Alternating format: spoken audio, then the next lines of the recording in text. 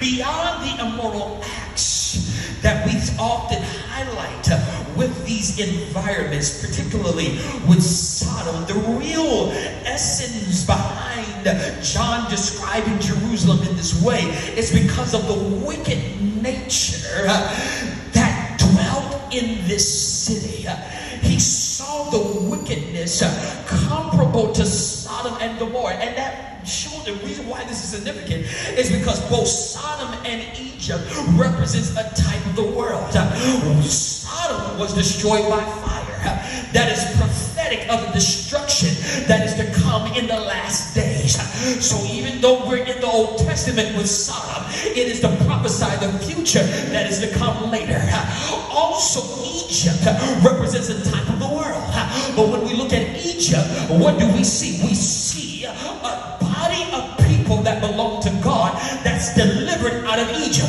That deliverance is typology or is symbolic of the rapture. So literally, Sodom and Egypt describes this Jerusalem that John saw. But just as God delivered his people out of Sodom, those that were righteous, even if it were a few, even as God delivered his people out of Egypt, though it was multitudes, either way you look at it, the deliverance of God came, and so it will be with his people during this time. But these are Israel. This generation, these people are Israel. But literally, before we even get there, he sees the body of Moses and Elijah lying in the streets, and they're forbidden of a decent burial. Literally, they're lying in the streets.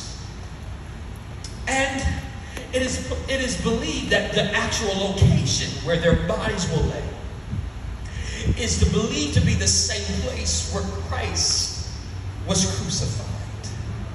So there is thoughts surrounding whether this was Golgotha or not, where their bodies were lying. And literally, as it was with Christ, onlookers will look at the bodies of Moses and Elijah and will rejoice. They will celebrate, believing that defeat has finally come. The agenda of the Antichrist has prevailed. They will see this. However, though they preached for 3.5 years, God is so bad in the best way that he allows these bodies to remain dead for 3.5 days. God, I wish I had time to preach the way I feel it. Their bodies will lie for 3.5 days. The last time I saw this, I was with Jesus, who died and was buried for 3 days. But on the 3rd day, he got up, and the same will happen after the 3.5 days. That Elijah and Moses will lie in the streets as dead men. The Bible says that they will get up off the ground. Good God Almighty. Their bodies are going to stand up off the ground. And when their bodies stand up, there's going to be a voice that calls for them out of heaven.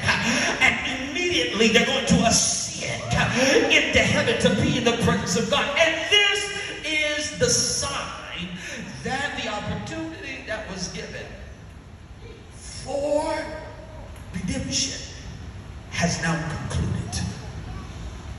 So